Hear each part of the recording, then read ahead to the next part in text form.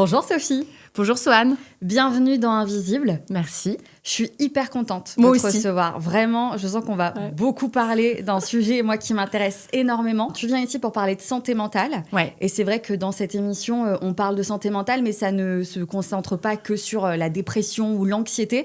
La santé mentale, c'est aussi des rencontres que tu peux faire dans ta vie, des rencontres qui sont salvatrices ou destructrices. La tienne a été destructrice et tu la racontes dans un livre qui s'appelle Chérie avec un E à la fin. Ouais. Ce livre qui est absolument incroyable, que j'ai terminé hier soir, on en parlait juste avant, que je trouve mais exceptionnel. C'est gentil. Et c'est vrai que c'est particulier parce qu'on découvre un monde que beaucoup ne connaissent pas ou que beaucoup banalisent, et un terme surtout, celui de pervers narcissique, puisque ça raconte l'histoire aussi de ta relation avec un pervers narcissique. Avant de commencer, j'aimerais, si tu le veux bien, décrire ce qu'est un pervers narcissique. Alors, moi, déjà, je ne suis pas psy, donc ce que je raconte, c'est vraiment selon mon expérience personnelle. Ce n'est pas un terme que j'aime bien, parce que je trouve que c'est un terme qui a été beaucoup galvaudé. C'est-à-dire que c'est un terme qui est assez récent, qui est arrivé dans le monde de la psychanalyse en 86. Il pose ces mots-là sur ce trouble de la personnalité, parce que ce n'est pas encore considéré comme une pathologie, véritablement. Ouais. Ce n'est pas dans cette espèce d'annuaire de la psychiatrie qui recense toutes les maladies psychiatriques. En revanche, c'est considéré effectivement comme un trouble de la personnalité qui fait partie de ce qu'on appelle la triade noire. D'accord. C'est-à-dire les sociopathes, les psychopathes, etc. Donc, en fait, on va dire le point commun entre toutes ces personnalités-là et le machiavélisme aussi, qui en fait partie. On va dire que la particularité numéro 1, c'est l'absence totale d'empathie. Ok. Voilà, ils n'ont pas accès à ça. C'est pas qu'ils veulent pas ne pas en avoir, c'est qu'ils n'en ont pas. Ils sont incapables d'empathie. Voilà, donc ça, bon, évidemment, je l'ai appris... Plus tard, après 5 ans. Ouais. Vraiment à la suite de cette histoire et de cette aventure. Mais un pervers narcissique, c'est assez simple. En fait, c'est l'association entre le narcissisme, qui est plutôt quelque chose de sain, c'est plutôt bien d'avoir un certain narcissisme pour se construire, et de la perversion. Et la perversion, c'est le vice. Ouais. La perversion, en fait, c'est marrant parce que dans la psychanalyse, on l'entend souvent au départ comme quelque chose de... Quand on dit un pervers, on entend quelque chose de sexuel. Tout de suite, on dit « Ah, ce vieux pervers ». Oui, c'est vrai. Là, on est dans la perversion. Alors, il y a aussi, ça se joue aussi dans le domaine de la sexualité, mais on est vraiment dans le vice qui est poussé sans limite. Et c'est pour ça que j'ai écrit « Chérie ». C'était pas pour raconter véritablement mon histoire ou un témoignage. C'était parce que dans cette notion de perversion narcissique, il y a une folie qui est complètement cinématographique. D'accord. Je suis pas allée vers ce mec-là parce que je me suis dit je vais en faire un film ou une série ou un bouquin et ça va être super. C'était pas un objet d'étude. Mais après, ça l'est devenu, en revanche, parce que je ne connaissais pas, je savais pas. Moi, j'ai toujours été dans des relations qui étaient assez intenses, mais plutôt, on va dire, saines, entre guillemets, tu vois. Et là, je me suis dit, mais qu'est-ce qui se passe, quoi Voilà. Quelque chose m'échappe. Oui, plus que quelque chose m'échappe, c'est que je ne comprends plus rien, tu vois. Et donc, tu rencontres cet homme. Et c'est vrai que tout de suite, cet homme en question te donne tout. C'est-à-dire beaucoup d'amour, beaucoup de cadeaux, beaucoup d'attention. Il est tout le temps là. Ouais. Et tu te dis, mais c'est démesuré, c'est limite irréel. Et c'est vrai que toi, on te qualifie un petit peu comme trop. C'est-à-dire que toi, tu as besoin aussi d'amour, tu donnes beaucoup. Et là, tu te dis, mais c'est un téléfilm de Noël. Ça m'arrive à moi. Et t'emploies même une phrase qui m'a marquée. C'est son intensité m'assaille, il m'envahit, il remplace le soleil. Ouais. Donc c'est vraiment, il est devenu tout d'un coup. C'est un peu le stade... l'acte 1 d'un pervers narcissique. Ouais, c'est ça.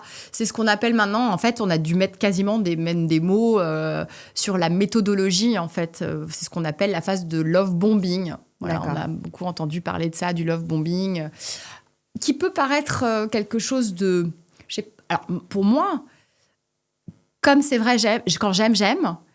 Et j'aime bien l'intensité, et j'aime bien la folie aussi. J'aime les gens qui sortent de l'ordinaire. Moi, ce qu'il me proposait au départ, je trouvais ça plutôt sympa, quoi. En fait, des voyages. Pour moi, si tu veux, à la base, l'amour, ça doit pas être chiant. Voilà. Si on s'ennuie, c'est que c'est pas forcément de l'amour. Donc l'amour, c'est ce que je pensais. Hein. Je pense plus du tout de cette façon-là. Mais je pensais que l'amour, ça devait secouer, que ça devait remuer, que ça devait être vivant, que ça devait être vibrionnant. Et donc lui, il était parfait dans ce rôle-là parce que c'était, il comblait tout ça. Enfin, il représentait tout ça en tout cas. Ouais, donc il y avait cette phase de tout et surtout en fait, ça m'aurait pas tellement dérangé qu'il me donne tout. Si j'avais eu des moments de répit. Ouais. En fait, mais t'en as pas. Parce que c'est alors encore une autre phase de l'emprise, en fait, plus que pervers narcissique. Mais c'est vraiment ça, l'emprise, la construction. C'est qu'en fait, le gars, et d'ailleurs, c'est la couverture de mon livre de Chérie, il verrouille. Et comment il fait pour verrouiller ? Il te laisse pas le temps de réfléchir. C'est-à-dire que tu te demandes même pas en fait si t'es amoureuse, pas amoureuse, si t'es truc. Il est omniprésent. Il y a le je t'aime très rapidement aussi. Oui, qui est arrivé. Ça c'est souvent. Tu vois, ça c'est souvent. Et à l'époque, moi, je te parle de ça, c'était il y a quand même maintenant, le début de cette histoire, c'était il y a 8 ans, je crois, un truc comme ça. Bon, donc tu vois, ça fait quand même un certain temps. À l'époque, je trouvais ça hyper romantique. Je romantisais ça, moi. Aujourd'hui, non. En fait, un mec qui me dit « je t'aime » au bout de 3 semaines, je vais dire « mais on se connaît pas, gars. » Donc, c'est pas de l'amour. Mais ma définition de l'amour, elle était faussée, moi. Elle était caduque. Donc, je mettais dans le même sac beaucoup de choses qui se rapportaient à l'amour. L'attention, Ouais, je te dis surtout l'intensité, ce truc-là. Ouais. Voilà, même les roller coasters, les montagnes russes, on s'engueule, on se rabiboche. Ça me dérangeait pas. Aujourd'hui, c'est l'inverse de ce que je vis et surtout l'inverse de ce que je veux et ce que je mets en place. C'est-à-dire qu'aujourd'hui, l'amour est quelque chose qui ressemble à quelque chose de doux, quelque chose de stable, quelque chose de fiable, quelque chose de tendre. Ça ne veut pas dire qu'il n'y a pas d'intensité. Bien sûr. Ça ne veut pas dire qu'il n'y a pas de passion. Au contraire, le lien est très, très fort. Mais il est sécurisé. Et puis, c'est un lien véritable. Il est honnête, il est authentique. Ouais. Voilà, et ça, c'est important. Ouais. Je me posais même pas la question avant. Ouais. Je me disais, ah là là, il m'aime, c'est génial, c'est trop bien. Viens par là. Tu as cette intensité. Ouais. Et puis après, tu commences petit à petit. Parce que je le fais step by step, parce que je pense que c'est important de voir des un étapes, peu comment il se révèle et comment toi, tu vois la chose aussi. Donc, il commence un petit peu à être un peu impatient. Il répond moins aux messages. Tu vois qu'il est sur son téléphone ou qu'il le verrouille et qu'il ne te le montre pas. Tu te dis peut-être qu'il me trompe. Au final, oui. Enfin, tu apprends ces choses-là. Et c'est vrai qu'au final, tu restes quand même parce qu'il a ce lien un petit peu fort, même très fort, où il sait jusqu'où va ta limite à toi. Et il sait jusqu'où tu vas craquer. Tu craques, tu le quittes. Et vraiment, c'est du harcèlement pour revenir, des lettres, etc. Il débarque même à Paris pour venir te voir en surprise, vraiment en tremblant, etc. Et tu leur donnes une seconde chance. C'est vraiment celui qui détruit, mais celui qui console, en fait. C'est ça qui est hyper paradoxal. Ouais, en fait, c'est exactement ce que tu dis. C'est-à-dire qu'à la base, il se présente comme quelqu'un qui va te protéger. Donc, au départ, c'est assez rassurant. Enfin, évidemment que je parle des femmes là parce que c'est un roman qui parle des femmes et c'est 5 voix de femmes. Les hommes aussi sont victimes. Enfin, je veux dire, la perversion narcissique, elle est aussi au féminin. Ouais. Mais bon, oui. Là, toi et moi, on va parler vraiment des femmes qui en sont victimes. Parce que c'est le sujet et parce que on en parle toutes les deux et nous sommes 2 femmes. Mais en effet, lui, il va se présenter comme un homme rassurant, qui va te protéger, qui va t'écouter, qui va être là pour toi, qui va te comprendre et surtout avec beaucoup de similitudes, c'est-à-dire dans sa compréhension de l'autre, il va pouvoir créer des liens, enfin si tu veux, en anglais on dit relate, enfin tu vois, se relier à toi, créer une connexion. Ouais. On est un puzzle rassemblé, quoi. Oui, c'est ça. Enfin, on a des failles en commun, on se comprend, on a vécu les mêmes choses. Ah oui, moi aussi j'ai ça. Ah oui, moi aussi j'aime ça. Ah oui, moi aussi. Donc tu te dis, tiens, c'est fou. Je rencontre quelqu'un qui non seulement m'écoute, c'est irrésistible un homme qui vous écoute vraiment. Oui. C'est ce qu'on cherche, une oreille attentive, quelqu'un qui vous comprend, qui peut vous comprendre parce qu'il a les mêmes failles. Donc, je pense que c'est des gens qui ont pas mal de psychologie, conscient ou inconscient, ils vont arriver à détecter là où il faut se loger, en fait. Et donc, c'est pour ça qu'il y a ces espèces d'étapes petit à petit. Quand tu dis, au début, Il est très présent, il est un peu comme l'homme idéal, on va dire. C'est vrai, parce que sinon ça marcherait pas. Enfin, si le mec se présente en disant « Salut, je suis un vrai connard, est-ce que tu veux te mettre avec moi ?» Non, je crois pas. Ouais, attends, laisse-moi réfléchir. Donc, c'est sûr que tu y vas pas. Donc, la mise en place, elle est évidemment... Il y a un masque au début, il porte un masque, le gars. Il va te séduire d'une manière... Bon. Et puis après, il y a le conditionnement. Donc, en fait, le conditionnement, c'est très bien orchestré aussi. C'est-à-dire que il va y avoir, par exemple, mais je te dis, mais c'est la pure vérité, des messages à horaire régulier. Vraiment, hein. On est dans une fenêtre de 3 minutes. Ça va être entre 6h12 et 6h15. Tous les matins, tu vas recevoir un... Et si tu l'as pas, ce message à telle heure? Tu l'as tous les matins, pendant un certain temps. Et puis, hop, un matin, tu l'as pas. Tu l'as pas. Tu l'as, mais tu l'as 10 minutes plus tard. Mais toi, t'es conditionné. Mais tu le sais pas que t'es conditionné. Et puis, tu te dis, mais il m'a pas envoyé de message. Ça fait quand même 10 minutes que j'attends. Ou alors... Et donc, tu dis, mais je suis complètement con. Enfin, tu vois, peut-être qu'il dort ou peut-être que truc. Mais t'es déjà conditionné. T'es déjà dans ce truc. Donc, effectivement, tu deviens un peu conne parce que t'attends le truc. Et puis, parce qu'en plus, tu commences à mouliner. Et c'est comme ça que ça se met en place. Ça commence à mouliner comme ça. Et puis, tu vas lui dire ou pas lui dire. Est-ce que je lui dis que j'attendais son message? Mais bon. Et puis, tu vas finir par lui dire parce que finalement, tu dis tout. Donc, tu lui dis, je comprends pas, tu m'as pas envoyé. Et puis, lui, la première chose qu'il va te dire, dans la norme, il va dire, enfin, taré ou quoi? Je t'ai envoyé un message 10 minutes après, donc tout va bien. Enfin, pourquoi tu te mets dans... Je vois tellement, tu vois complètement. Donc, tu te dis, après tout, il a raison, puisque moi-même, je me suis posé cette question, est-ce que j'allais lui dire ou pas lui dire? Donc, tu te dis, oui, je suis un peu con. OK. Et ça commence comme ça. Donc, ce que j'essaye de t'expliquer, c'est que c'est très souterrain. Il n'y a pas de... Tu dis c'est même silencieux, imperceptible, mais toi, tu le vois. Ça. En fait, quand tu es dedans, donc tu sais, tu le sens. Et quand on parle dans le livre à son entourage, même ton entourage, les gens ils doivent dire, mais c'est n'importe quoi. En fait, si tu veux, l'écriture du roman, elle vient après quand même quelques années de recul. Sur le moment, moi, je ne suis pas consciente de ça. J'en ai conscience. En l'écrivant, j'en ai conscience, j'en ai pris conscience, parce que j'ai beaucoup travaillé sur le sujet après, parce que j'ai même travaillé sur ce sujet-là, parce que j'avais une fascination pour ce trouble-là. Je me suis dit, les questions que je me posais, c'était comment est-ce qu'il en est arrivé là? Pourquoi des hommes sont comme ça?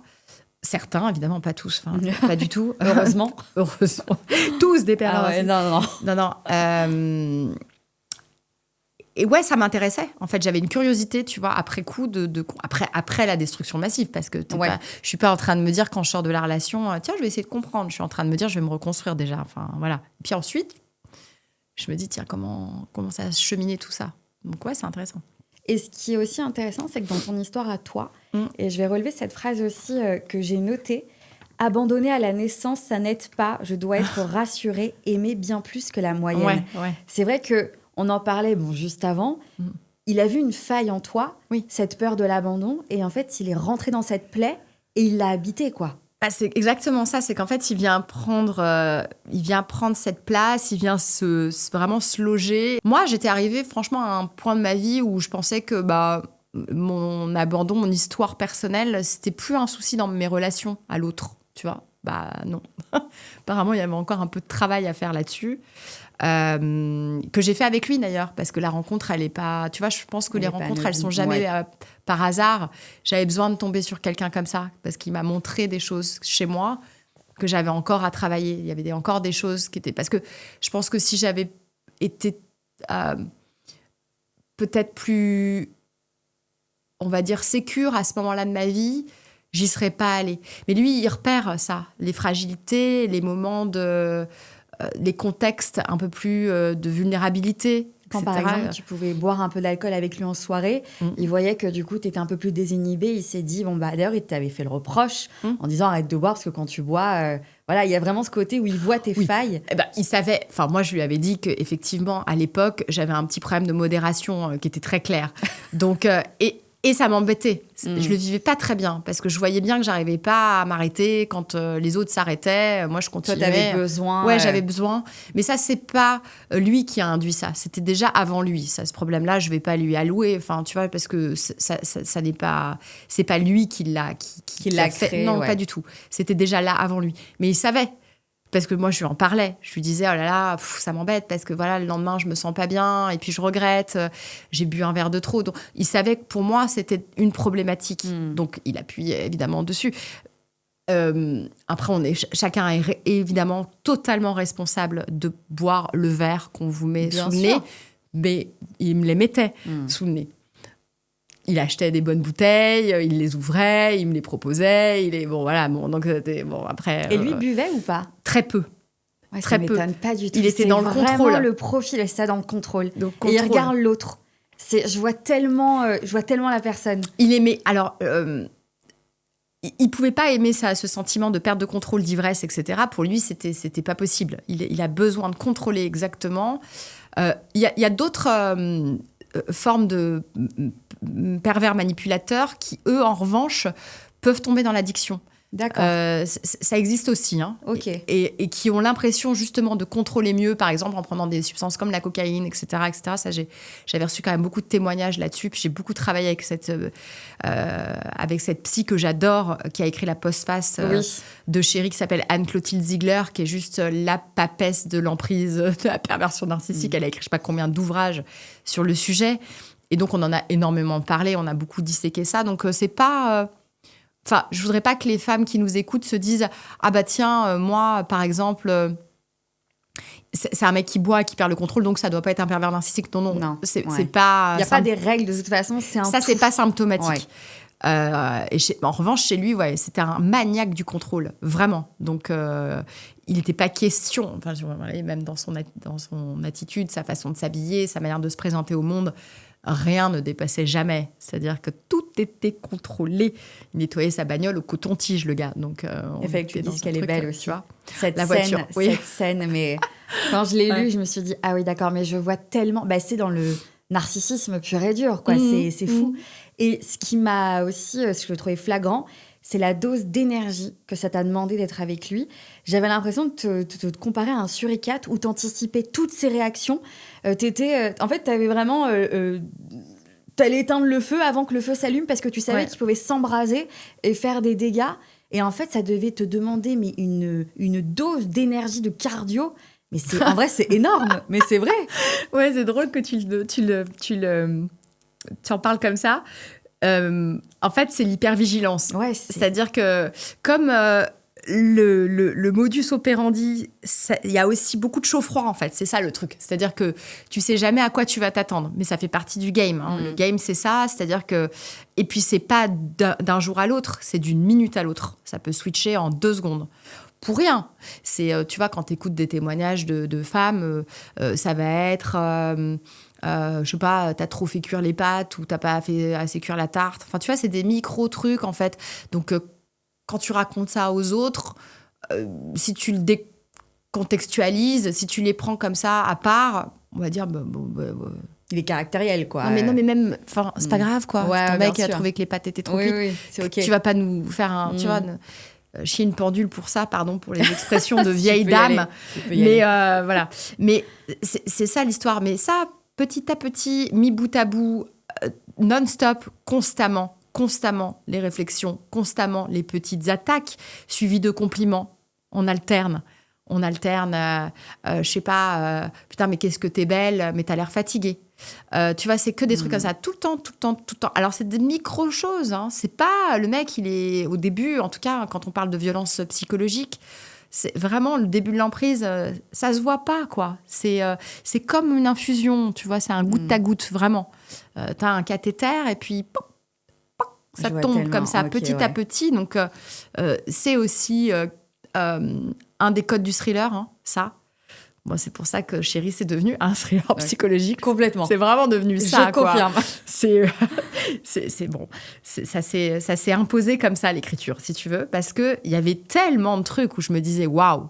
À un moment donné, tu te crois plus toi-même, en fait. C'est-à-dire que tu doutes de toi. Tu doutes de ce qui a été mis en place. Tu doutes de tes réactions. est-ce qu'il a vraiment dit ça? Est-ce que j'ai vraiment vu ce que j'ai vu? Est-ce que j'ai vraiment entendu ce que j'ai entendu? Il n'y a plus de discernement. Et tu t'excuses très souvent, tout oui, le temps. Tu t'excuses. Tu t'excuses. Oui, pour que à ça part passe. quand il te trompe et qu'il revient un mois après, c'est lui qui s'excuse, mais c'est toi. Parce qu'en fait, tu te sens... tu peux pas le perdre, quoi. En fait, c'est même pas parce que j'ai pas envie de le perdre, c'est parce que j'ai envie que ça s'arrête. Je sais que, tu vois, le fait de s'excuser... lui, il va être heureux parce que ça y est, il te domine, il a le contrôle. Donc, ça y est, tu es plus bas que lui. Donc, il est au-dessus. Donc, c'est une satisfaction puisque c'est ce qu'il cherche. Donc, ça y est, il a obtenu le résultat qu'il voulait. D'ailleurs, il a un langage corporel qui l'indique. C'est-à-dire que tu peux te retrouver par terre en train de chialer et lui, il fait ça. Et il sourit. Voilà, bon. Donc, à ce moment-là, tu te rends compte qu'en effet, c'est ce qu'il attendait. Donc, comme c'est comme ça que ça prend fin, bah, tu finis par... en fait, tu peux plus, quoi. T'es fatigué, t'en peux plus de ça. Tu vois, de déclencheur de rien, de marcher sur des œufs en permanence, de pas savoir comment il va réagir. Et puis, t'as peur. En fait, t'as peur des réactions parce que y a des menaces, il y a des moments où ça se durcit beaucoup quand même. Alors...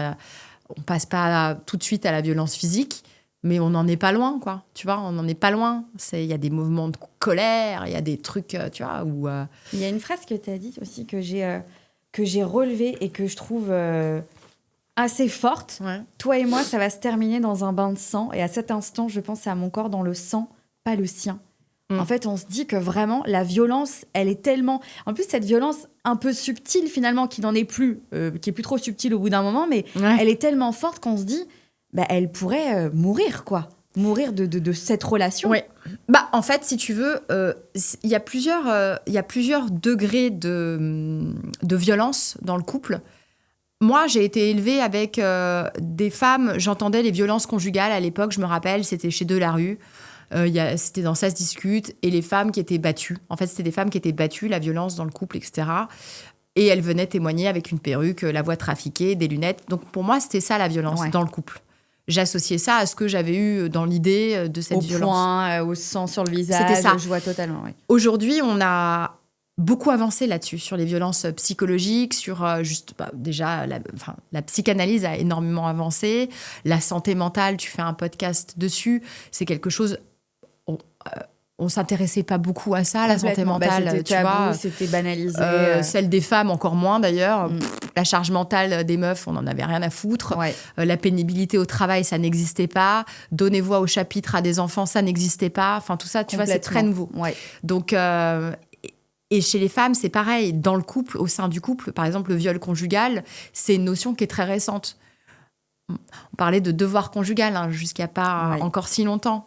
J'en parle dans le livre aussi, de ça, de la sexualité, de la domination par la sexualité. Donc, toutes ces espèces de petites choses qui vont être mises en place, qui sont effectivement pas des gros coups de poing dans la gueule au départ, et tout ça, on le voit pas trop. C'est quand même assez imperceptible, mais intuitivement, on se dit « ouais, ça va mal finir ». Parce que ça va crescendo, en fait, si tu veux. On revient au début, à la phase de lune de miel, ce qu'on appelle la lune de miel, ce qui est marrant. Quand tu le repardonnes, ouais, il revient tout beau. C'est comme ça qu'on appelle cette phase aussi avec un produit psychotrope. C'est comme ça, on appelle la lune de miel chez les drogués, avec le produit, avec la cocaïne, avec, tu vois, avec la drogue. On dit qu'on est en phase de lune de miel. Et c'est pareil avec lui.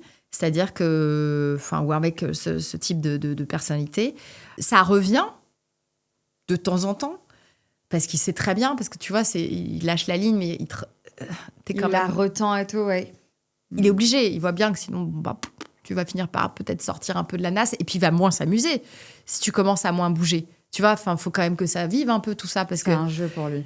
C'est le jeu du chat et de la souris. La souris, si elle bouge plus, à un moment donné, il va en chercher une autre. Plus d'intérêt. Tu vois, d'ailleurs, c'est ce qu'il fait.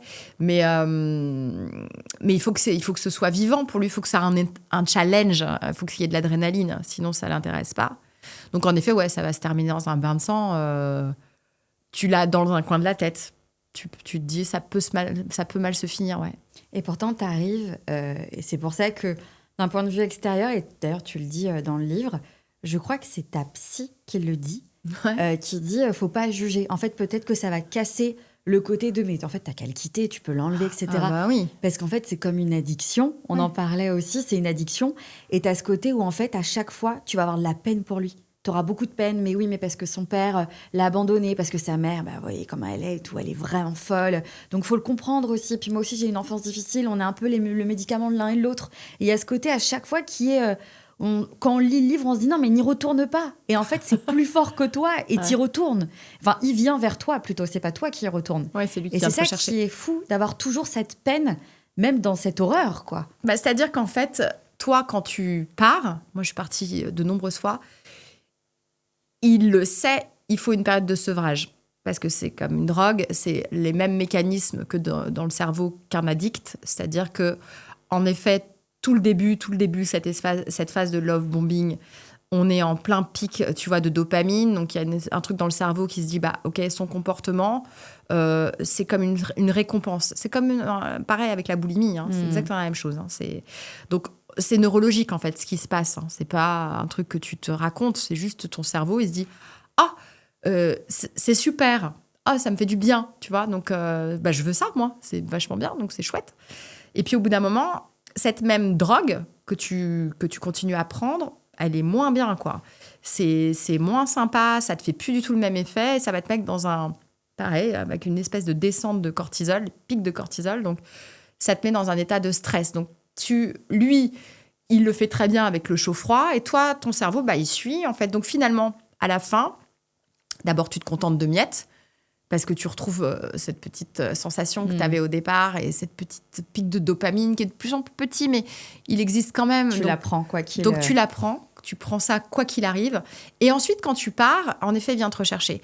Il vient te rechercher et il ne te laisse pas le temps du sevrage. Parce qu'il sait très bien. Il le sait. Il y a quelque chose dans son esprit où il se dit, là, ça fait peut-être un peu trop longtemps. Elle va peut-être réussir à se détacher du truc. Donc, je vais y retourner. Et quand il y retourne, en fait, c'est même pas tant la façon dont il revient qui est effectivement grandiloquente, où il te refait la scène 1 de l'acte 1, où tu te dis, tiens, il a changé, il est revenu, il est... Puis toi, Et à chaque fois, c'est différent, en plus. À chaque fois, c'est différent. C'est très mis en scène. Lui, il était très fort pour ça. Ça se voit. Il était très théâtral. Et puis, tu vois, ce qu'il proposait, c'était quand même...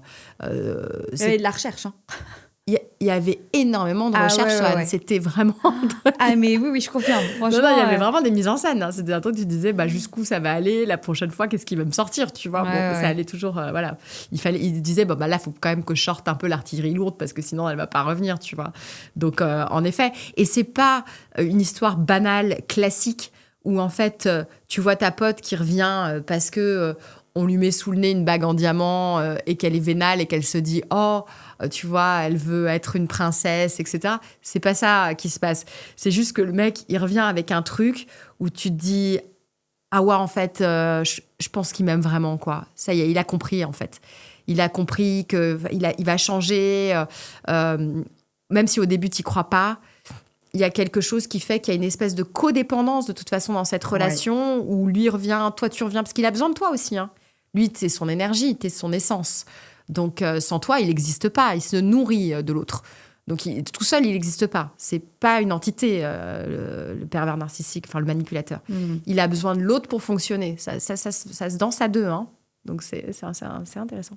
Et ce qui est fou, c'est que donc, tu es quand même dans un déni, ce qui est normal. Ouais. Tu reviens et pourtant, tu racontes pas tout à tes proches. Tu as quand même honte. J'ai honte.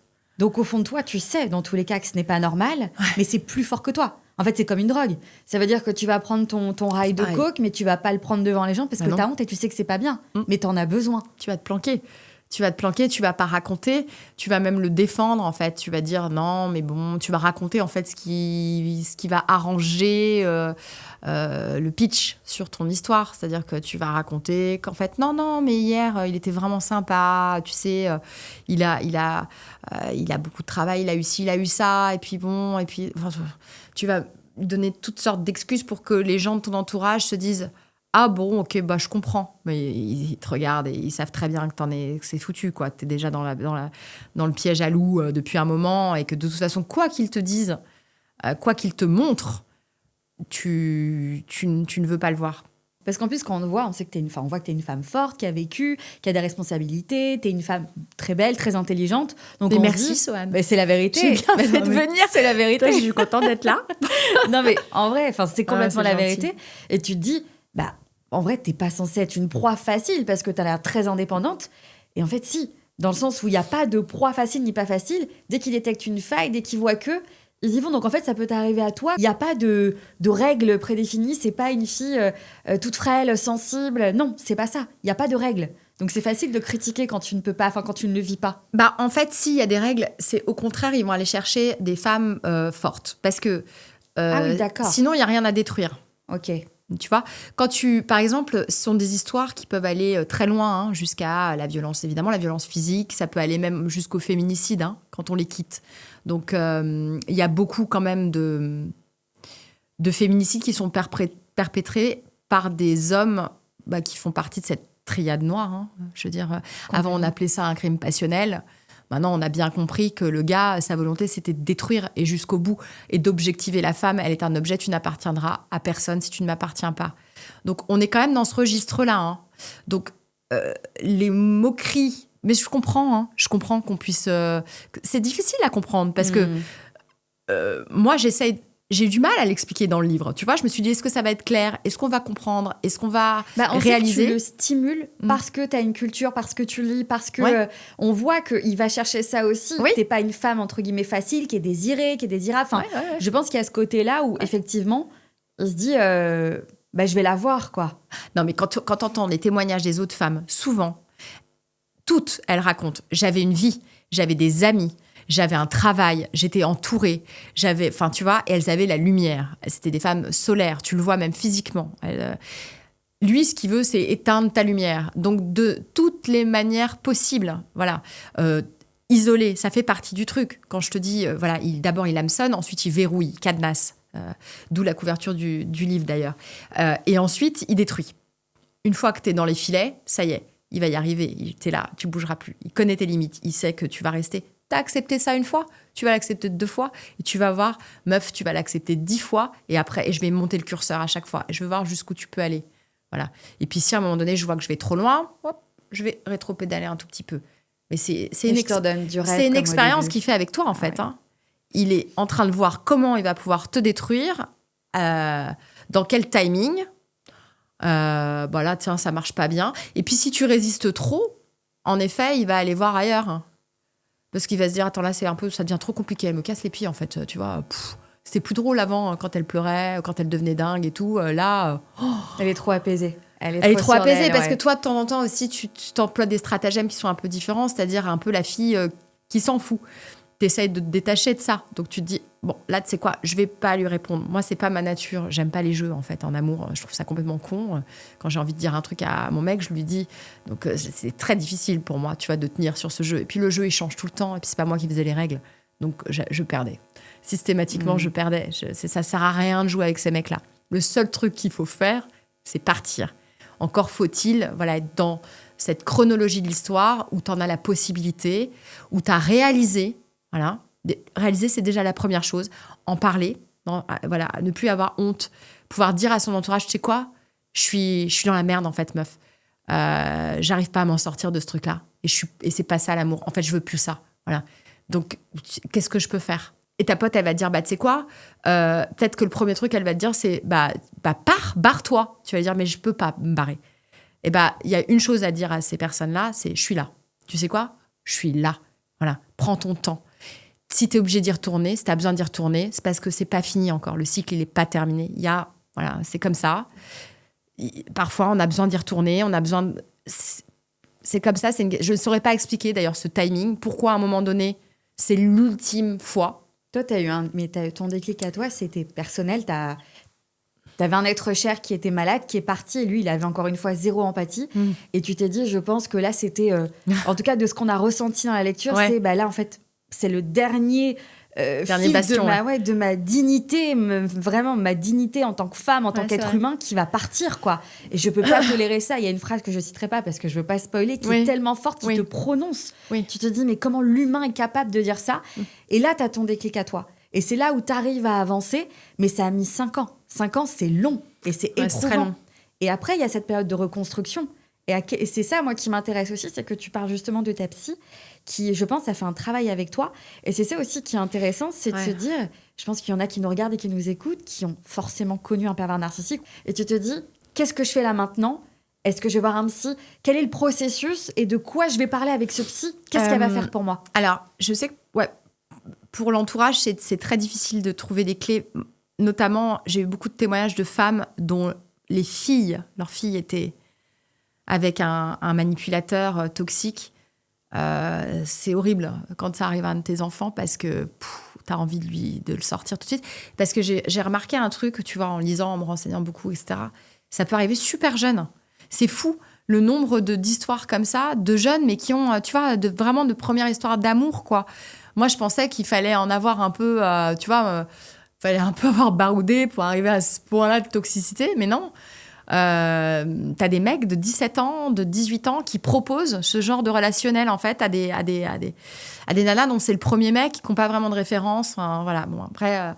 Parce que c'est pathologique, en fait, même si c'est pas reconnu comme maladie. Enfin, c'est une pathologie, en fait. Oui, c'est le fonctionnement du cerveau de ces gens-là. Ça fonctionne comme ça. Comme je t'ai dit au départ, ils n'ont pas accès à l'empathie. Donc déjà, t'imagines, c'est quand même compliqué de ne pas avoir accès à l'empathie pour quelqu'un. Moi, il m'a dit une fois, tu vois, je fais un petit aparté, mais il m'a dit une fois, je supporte pas ta joie. Ouais. Il me dit ça parce qu'il n'a pas accès à la joie. Tu vois ? Et à ce moment-là, au moment où il me le dit, il le pense et je vois qu'il le vit mal. Je vois qu'il est triste de ça. Je vois qu'il aimerait. Et que comme il l'a pas, ça le trouble, lui aussi. Et ça le frustre et il ne veut pas que tu sois joyeuse. Enfin, t'imagines quand tu n'as pas accès à la joie ? Quelle horreur. J'explique. Je n'excuse rien bien sûr. dans ce genre de comportement de ces hommes-là. Mais t'essayes de comprendre. Mais je le comprends. Ouais. Tu vois, je le comprends à ce moment-là. Je me dis, ah ok, waouh, ça doit être pas facile pour lui, tu vois. Bon. La première chose qu'il faut faire, je pense, déjà, oui, c'est s'entourer, prendre conscience, peut-être lire beaucoup, de voir cette espèce de parallèle qu'on peut avoir, tu vois, de co-occurrence qu'il y a avec l'addiction, la maladie. Ensuite, dans un deuxième temps, se remettre en question soi-même aussi, se dire pourquoi j'y suis allée, pourquoi je suis restée. C'est important de se poser toutes ces questions, c'est important. Parce que tant qu'on n'a pas compris ça, on va y retourner, soit avec lui, soit le prochain, ce sera le même. Ouais, ok. Tant qu'on n'a pas réglé le problème, tu sais, moi, j'y crois beaucoup. Je pense que l'univers, il t'envoie des trucs pour que tu comprennes des choses sur toi. Hein. Je suis d'accord. Donc, après, bon, je passe peut-être pour une cinglée auprès de ceux qui sont très terre-à-terre et machin. Avec toi. Mon mec actuel, il me dira, moi, l'univers, il m'envoie rien. Ouais, moi. Ouais. Mais je suis entièrement d'accord. Mais moi, je pense que... Il y a des messages dans ce qu'on traverse, dans ce qu'on vit, que les rencontres n'arrivent pas par hasard et qu'il y a des choses à comprendre de soi. Ça, c'est après, hein, c'est plus tard. Oui, moi, la première chose que j'ai faite, c'est lire beaucoup. Déjà, comprendre ce que c'était. Pas en allant dans un magazine féminin, en cochant des cases, mon ex est-il un pervers narcissique ? Je pense qu'il faut aller plus loin. À carré rond, losange, ouais. Ouais, que ça. Ah, j'ai que des triangles, alors c'est vrai que ça doit être un pervers narcissique. Non, mais en vrai, c'est ça, c'est banaliser le terme aussi. On en parlait, c'est que les gens ont tendance à dire « je suis avec un pervers narcissique ». Il y a beaucoup de toxicité aujourd'hui, moi je le remarque. Moi je suis en couple aujourd'hui, je suis hyper heureuse avec ce mec-là, je l'adore, enfin vraiment, et on a quelque chose de très sain. Bon, qui du coup est assez calme, hein. En tout cas rassurant, tu vois, on n'est pas... Je suis au même stade que toi. C'est génial. Ouais, c'est trop bien. Alors au début, tu peux comparer ça un peu à de l'ennui. Alors que pas du tout. Tu vois, au début, quand t'as pas l'habitude de ça, tu te dis... il est gentil, voilà. Ouais. Moi, la gentillesse, c'est un truc qui a toujours été extrêmement important pour moi. Mes amis sont gentils, tu vois, mes enfants sont gentils. Je pense être quelqu'un de gentil. Oui, je pense que t'es gentil. Je pense que oui. Je pense être quelqu'un de gentil. Et gentil, souvent, on l'associe à trop bon, trop con. Et moi, quand je l'ai rencontré, lui, je lui ai dit, la première chose que je lui ai dite, c'est « Oh là là, ça fait du bien d'être avec quelqu'un de gentil. » Et lui, il l'a mal pris parce qu'il m'a dit « Mais j'ai peur que tu me quittes justement parce que je suis trop gentil. » Ah, j'ai dit « Mais non, on n'est jamais trop gentil. » Enfin, tu vois, c'est... T'as raison. On n'est jamais trop gentil. Complètement. En fait, quel bonheur, quoi. Ouais. En fait, c'est apaisant. Non, mais quelle joie d'être avec quelqu'un qui ne veut que ton bien, tu vois, qui c'est vraiment ça qui t'élève. Ça va m'émouvoir parce que d'abord je suis folle de lui, je l'aime. Ça n'empêche pas justement cet élan, cet amour, tu vois, qui est fort.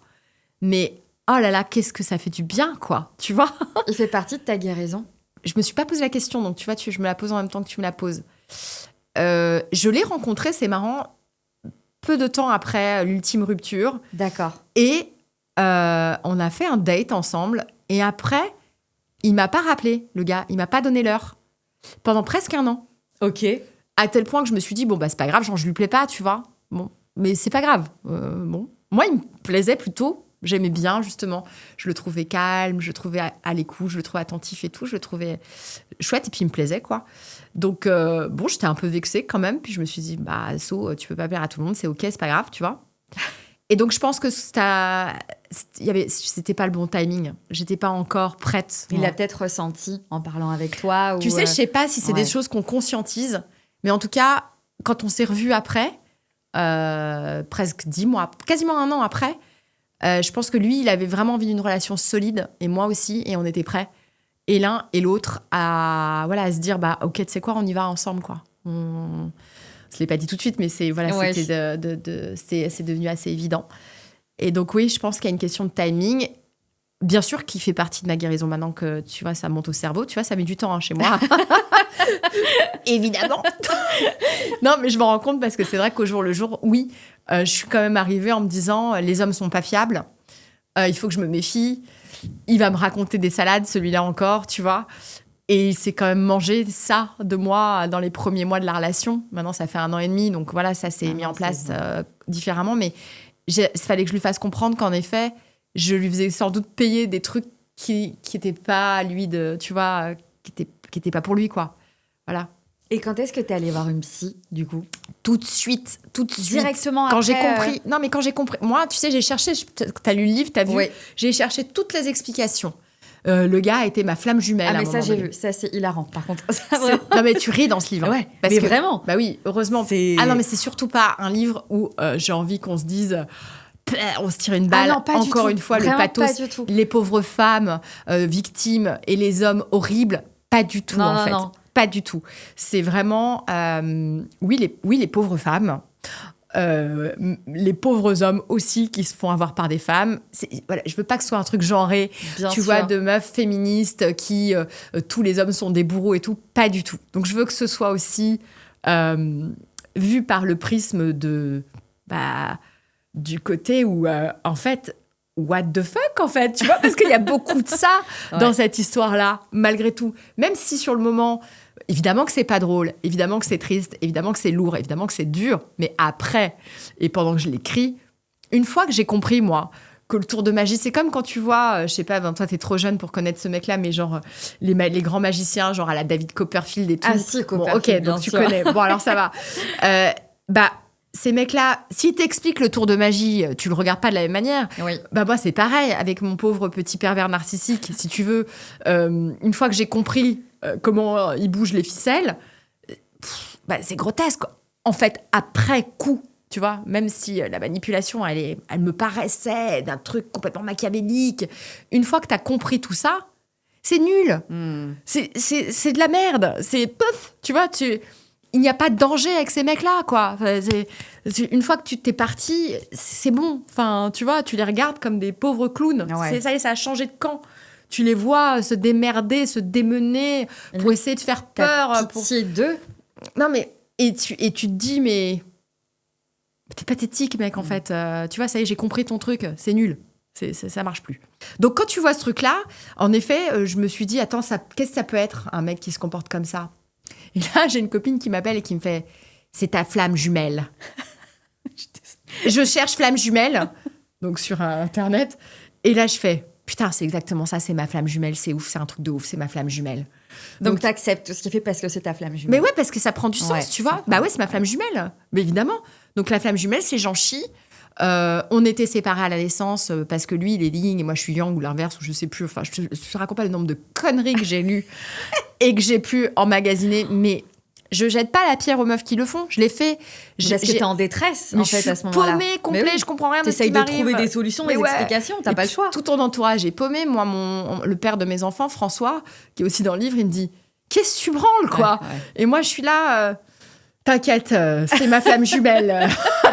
Attends, il y a un process. La flamme jumelle, c'est long en plus. C'est bien expliqué. Hein, il y a beaucoup d'étapes et tout. Donc, on va y arriver. On va arriver à cette réunion d'âme. Oh là là là. Mais il faut qu'on en passe par des trucs de ouf. On est en train, là. On est dans le process. Justement, là, on est dans non, mais des trucs de malade. On est dans la nuit noire de l'âme, ça s'appelle. C'est là où tu touches vraiment le fond. Donc, moi, j'en étais là. Hein. Je me disais, ouais. Ok, donc on en est là. Check, ça, c'est pointé. Puis à un moment donné, je sais pas pourquoi, je tombe sur une vidéo, parce que je regarde toutes les vidéos sur les flammes jumelles. Même, je fais des trucs, je sais plus comment ça s'appelait, des trucs où tu fais... t'as des gens qui... C'est fou, parce que je me dis, putain, mais on se sert de la misère des gens pour faire du blé. Et sur les flammes jumelles, vachement. De trucs de podcast aussi, où on t'explique que tu l'as rencontré dans une autre vie. Donc, on peut te faire ce qu'on appelle... Je sais plus comment ça s'appelle... C'est pas une synapsie ou un truc, un genre de mot comme ça, improbable, où on va t'expliquer dans quelle vie tu l'as vu. J'en étais là. Mais en vrai, on en rigole là, mais tu dis, mais tu devais être dans une détresse. Tu parles de santé mentale, c'est là, ça tourne plus rond, quoi.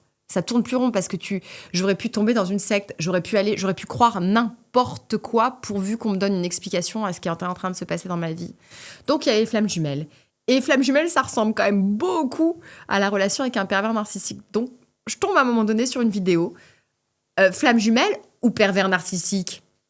Moi, pervers narcissique, je sais pas, je comprenais pas très bien ce que c'était. Je crois que vraiment, c'était un truc de magazine féminin à la con. Et je regarde quand même, tu vois, je regarde le truc. Et je suis à côté de lui à ce moment-là. Je me rappelle, on était au Maroc et il est sur le transat à côté de moi. Et moi, j'ai mes oreillettes et j'écoute ce podcast. Et tout ce que raconte la meuf, c'est... comment elle se fait avoir aussi avec ce truc de concept de flamme jumelle, que son mec, en fait, est le type dont on vient de parler depuis tout à l'heure, truc, et qu'en fait, il faut juste se barrer, quoi. Et là, je me dis, c'est lui. Et je lui en parle. Je lui dis, regarde. Tu lui en parles ? Tout de suite. Je dis, regarde, je crois que t'es un pervers narcissique, en fait. Non, mais bien sûr que j'en parle. C'est mon mec, tu vois. Enfin, genre, je dis, regarde, je sais pourquoi tu n'as pas d'empathie et tu n'as pas de joie. Regarde, c'est exactement toi. Tu es un pervers narcissique. Je vais regarder si ça se soigne, je lui dis.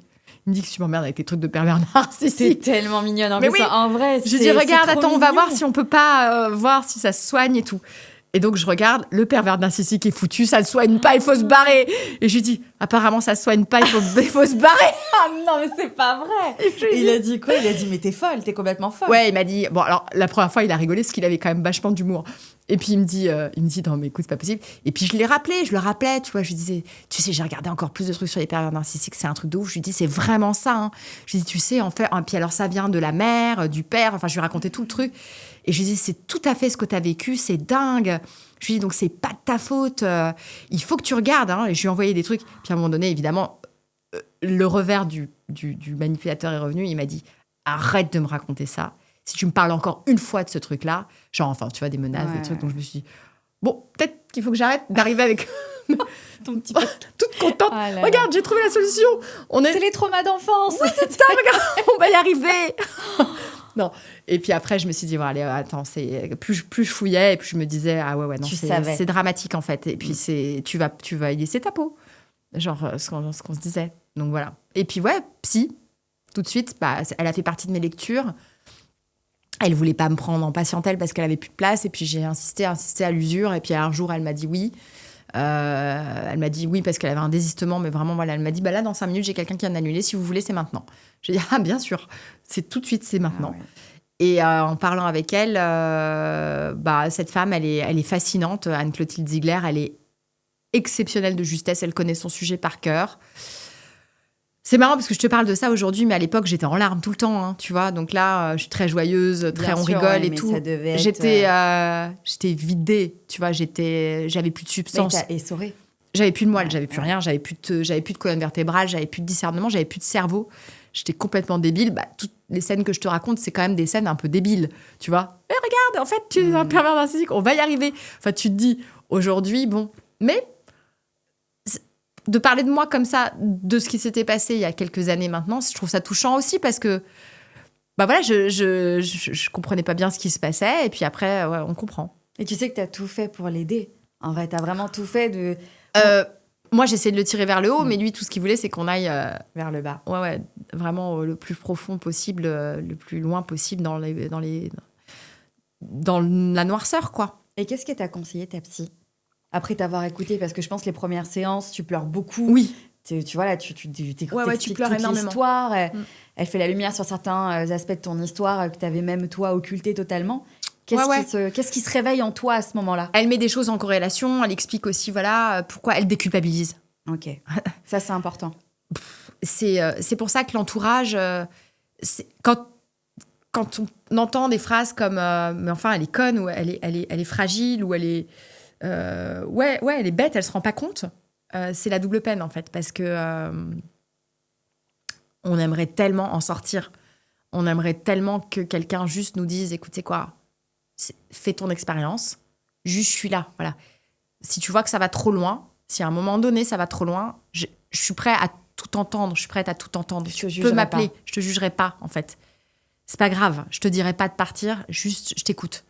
Et moi, j'avais la chance d'avoir une amie qui est comme ça, et qui le faisait, d'eux-mêmes d'ailleurs, du reste, à cette époque-là, à qui je pouvais en parler, qui n'avaient pas tout à fait le même ressenti non plus, l'une et l'autre, sur cette histoire-là, mais qui avait très envie que je parte. Elle me le disait malgré tout, mais qui était vraiment là et qui écoutait et qui ne jugeait pas, tu vois. Donc ça, c'était hyper important. Après, la méthode pour s'en sortir, honnêtement, il n'y en a qu'une. Partir, nos contacts, terminés. Tout bloqué. Tout bloqué. Et pas faire en sorte qu'ils puissent te retrouver, parce que, comme tu disais, il y a une scène où tu te dis j'attendais limite qu'ils viennent. Et ça faisait plusieurs semaines, voire plusieurs mois qu'on n'avait pas de contact, mais au fond, moi, j'attendais. Je ne plus avoir ça. En fait, c'est pas que j'attendais, c'est que je savais que j'allais retourner. Ouais. J'avais encore besoin de lui. J'avais encore besoin... T'avais besoin de ta dose. J'avais besoin de ma dose. Ouais. Je savais que j'étais pas sevrée encore. C'était pas fini. Je le savais. Lui, il le savait. Enfin, je sais pas s'il le savait, hein, parce que je disais tout l'inverse. Enfin, je faisais en sorte. Je me disais, putain, faut que je tienne. Mais quand il revenait, c'est même pas un côté de l'ego qui est flatté, genre, ah tiens, ce mec-là s'intéresse à moi, parce qu'il y a même plus de ça, en fait. Puisque toi, t'as plus d'estime pour toi. Donc, tu t'en fous qu'on s'intéresse à toi, en fait. Parce que même toi, tu t'intéresses plus à toi, à qui tu es, etc. Ça existe plus, tout ça. C'est juste deux drogués qui se retrouvent, quoi. Et dernière question. Quand on va lire ton livre... il y aura beaucoup de femmes, beaucoup d'hommes aussi qui vont le lire et qui vont se dire ok, le mien est à côté, ils sont peut-être sur ce transat au Maroc. Ne lui dis pas que c'est un pervers narcissique, ça ne sert à rien. Qu'est-ce que je fais? Là, Sophie, qu'est-ce que je fais? Qu'est-ce que tu me conseilles de faire? Je suis en plein dedans. Je suis au stade du transat au Maroc. Qu'est-ce que je fais? Déjà, si on en est au stade du transat au Maroc, ça veut déjà dire qu'on commence à réaliser qu'il se passe quelque chose. On commence à mettre des mots. Qu'on se dit, tiens, peut-être que c'est un manipulateur. Déjà, parce qu'on a déjà cherché, on a déjà tapé dans le moteur de recherche pervers narcissique, tu vois. Donc déjà, si on lit ton livre, c'est pour une raison aussi. Franchement, ouais. Enfin, non, oui, non. Je sais pas. Est-ce qu'on va lire mon livre? Alors, je pense que le sujet intéresse, mais comme on a pu se le dire, il y a plein de degrés de toxicité. On a tous eu des moments dans notre vie où on a pu mentir, où on a pu mal se comporter, où on a pu être toxique pour l'autre. Ça, c'est sûr, tous. Oui. Tous. Oui. On a eu des moments où on a été très narcissique, on a eu des moments où on s'est montré vicieux ou pervers. Ça, c'est sûr. Oui. C'est universel. Après, là, on parle de quelque chose qui est structurel. C'est-à-dire que il est fait structurellement comme ça.